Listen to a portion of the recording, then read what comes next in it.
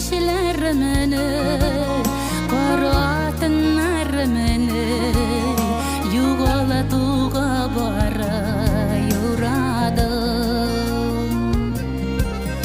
Gayiplerime barım, seslerinin ağım, yıllar uzak aşkına anladım. Yürügen izlerini, donagan yaşlarını izledim, minirgem izledim.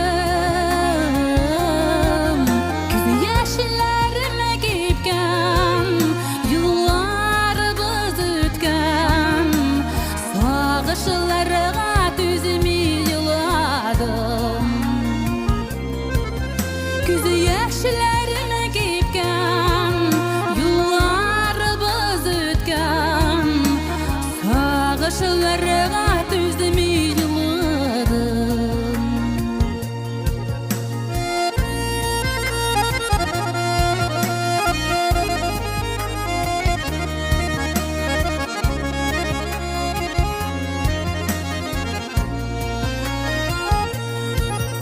Köngülüme olasam, yalağızlıkta kolasam, ağır bulur ömür yollarım.